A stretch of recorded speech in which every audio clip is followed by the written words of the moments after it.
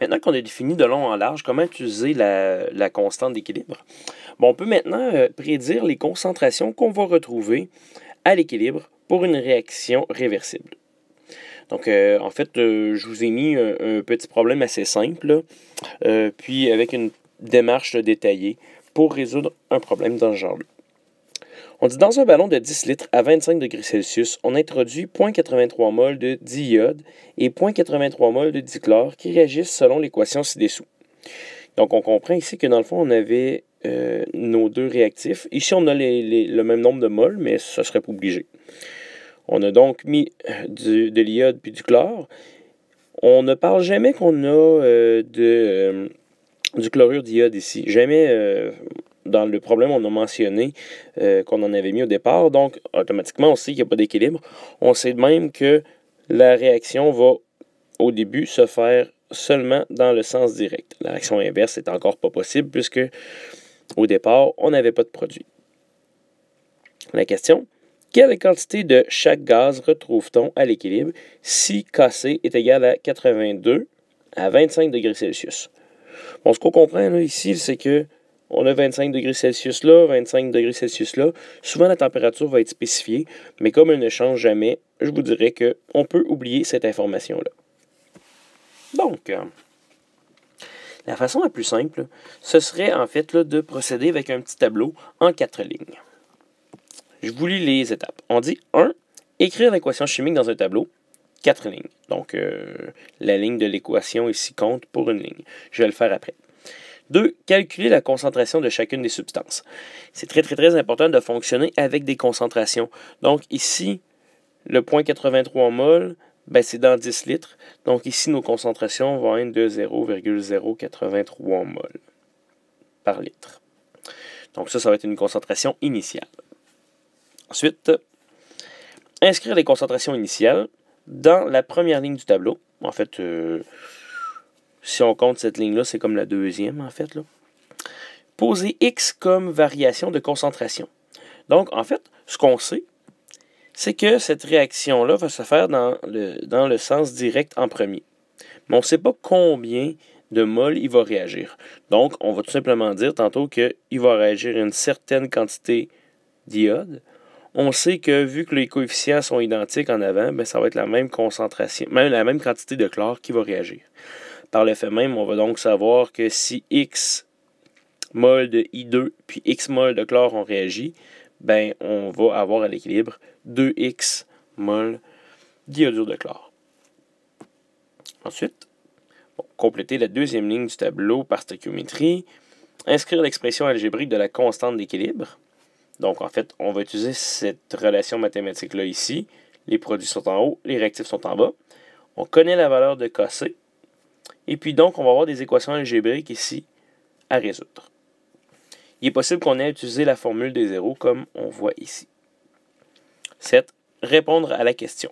Parce que bien souvent, le problème des fois, ça va être juste de donner la concentration à l'équilibre. Mais si on voit ici, là, on ne te demande pas une concentration à l'équilibre, mais on te demande bien quelle quantité de gaz on va avoir à l'équilibre. Donc, on va résoudre ce petit problème-là. Alors, la première étape de notre problème, on disait de faire un tableau dans lequel on allait inscrire la réaction. Donc, I2 plus Cl2 qui nous donne 2ICl. Tous les produits sont gazeux. On disait de faire un tableau à 4 lignes, donc je fais ça à l'instant. Bon, en classe, vous allez voir que moi, j'ai tendance à écrire seulement I, R, E. En fait, ce que ça veut dire ici, c'est tous des concentrations. Là, donc ici, en réalité, c'est la concentration initiale. Je vais l'écrire, mais normalement, j'écris juste la première lettre. Ici, c'est ce qui a réagi. Puis, le E ici, c'est pour la concentration à l'équilibre. Donc, dans la première ligne, on nous dit d'inscrire la concentration de chacune des substances. Donc, ici, on avait 0,83 mol, mais si on se rappelle bien, c'était dans 10 litres. Donc, ici, on pourrait tout simplement écrire 0,083 mol par litre. J'écrirai pas les unités, parce que de toute façon, dans ce problème-là, dans cette section-là, on n'a pas besoin des unités. Donc ici, là, mon point 83 divisé par 10, là, je vais l'écrire avec le bon chiffre, là, ça va être plus simple. Je n'ai pas besoin de refaire 2 fois le même calcul, là, je sais que c'est la même chose. On avait mis le même nombre de moles, puis le volume est le même.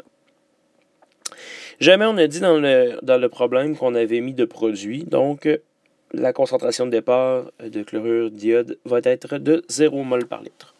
Ça va être souvent le cas. Ensuite, on disait de poser X pour le nombre de moles qui a réagi. En fait, on ne sait pas combien d'iode puis de chlore vont se transformer en iodure de chlore, mais ce qu'on va dire, c'est qu'ils vont en réagir une certaine quantité X. Je mets un nombre négatif ici, parce que dans le fond, la concentration de X va diminuer. Donc, moins X, moins X. Ça reste la même chose parce que les coefficients stoichiométriques sont les mêmes. Mais si ça avait été un 2 ici, ben ça aurait été 2x ici. Ça marche pareil. T'sais, vous pouvez mettre le x n'importe où, mais moi, ce que je vous suggère, c'est de toujours mettre le x sous la substance qui a le plus petit coefficient stoichiométrique. Donc ici, on voit que le coefficient, c'est 1.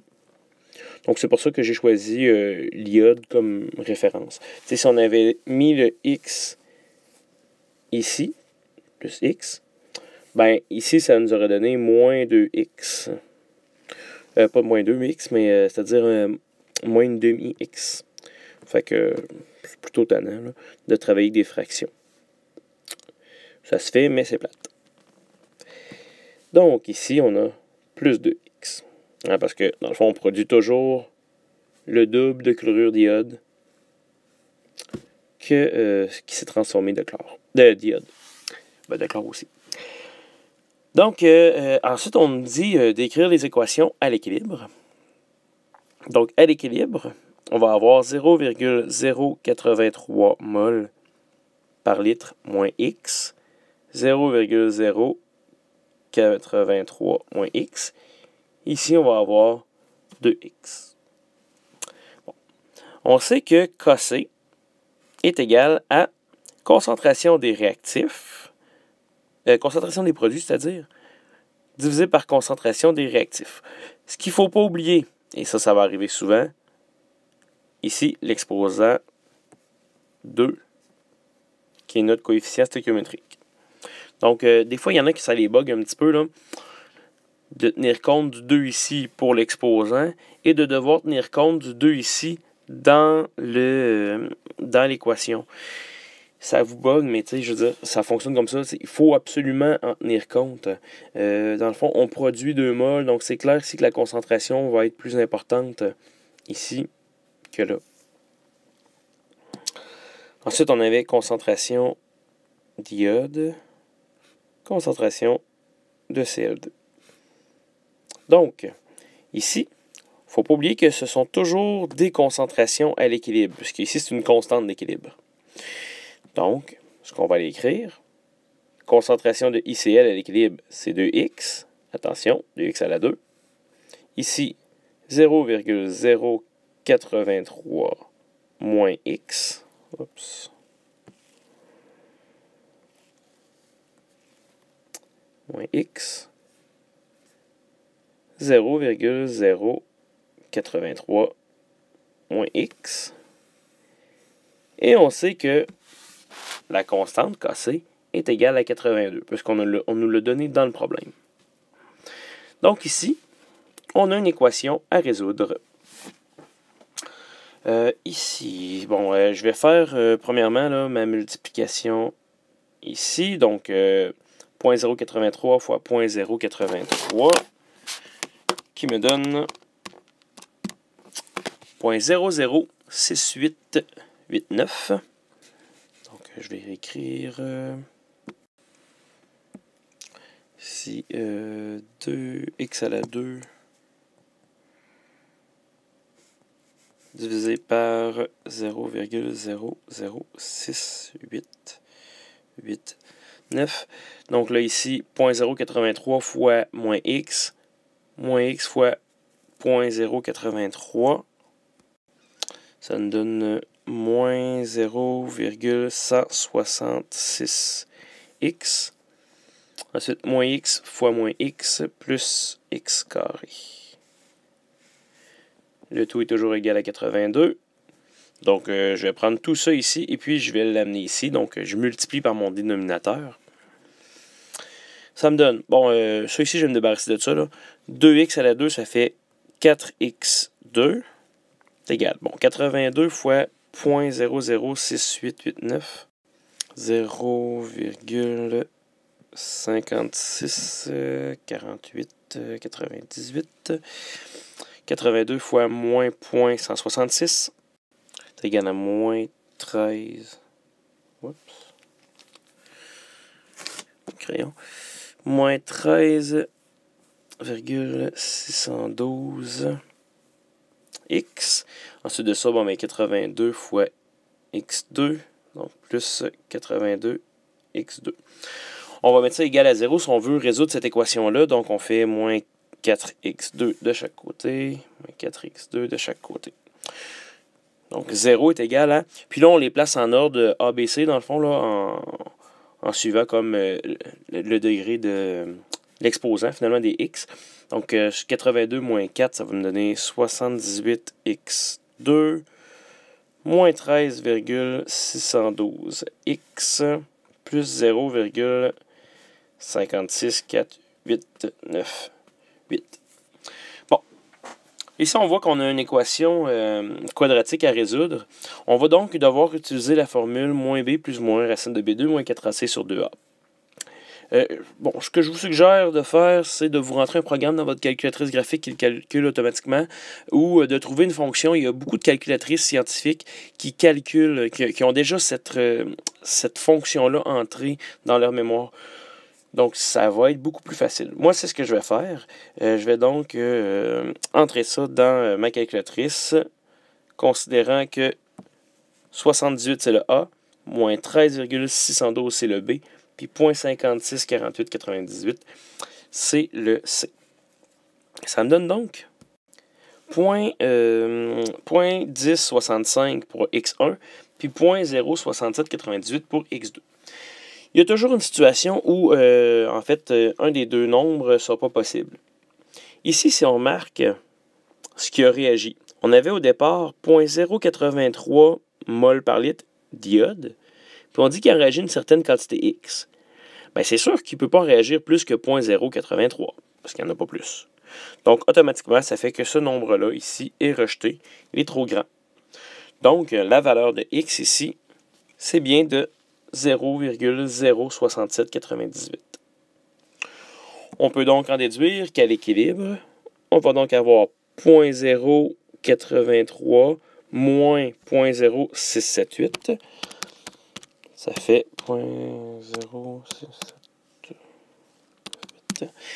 On a donc une concentration de 0,01502 mol par litre de chacun des réactifs. Pour le produit, donc 2 fois X, donc 2 fois 0,6798, donc une concentration ici à l'équilibre de 0,13596 mol par litre. Tout ce qu'il nous reste à faire maintenant qu'on connaît nos concentrations à l'équilibre, ben, ça va être de répondre à la question. Comme la question, c'était quelle quantité de chacun des gaz on retrouve à l'équilibre. Bon, en fait, c'est simple. On a une concentration de 0,0150 mol par litre. On a un ballon de 10 litres. Et litres s'annule. Ça me donne donc 0,15 mol d'iode. Bon, c'est le même calcul, hein, parce que c'est la même concentration, même volume pour le chlore. Donc, 0,15 mol de chlore aussi. Et puis, 0,13596 mol par litre de chlorure d'iode fois 10 litres. On a donc 1,35 mol d'iodure de chlore à l'équilibre. En conclusion, en fait, là, ce à quoi il faut faire attention, ben, truc, faire toujours ce tableau-là, IRE. Je sais que des fois, il y en a qui vont essayer de faire le problème sans faire ce tableau-là. À chaque fois, ben, on vient me voir pour me dire que ça marche pas. C'est toujours la même affaire. Tu fais ton tableau? Ah non, bon, ben, c'est normal que ça marche pas. Faut que tu fasses le tableau, ça t'aide vraiment, ça t'indique un peu le chemin. Faites attention ici, on n'a pas écrit d'unité nulle part, mais toi, tu as la responsabilité de te rappeler que ce sont tous des concentrations qu'on met là-dedans. Donc, il faut toujours diviser notre nombre de moles par un volume pour avoir des moles par litre. Ça fait le tour sinon.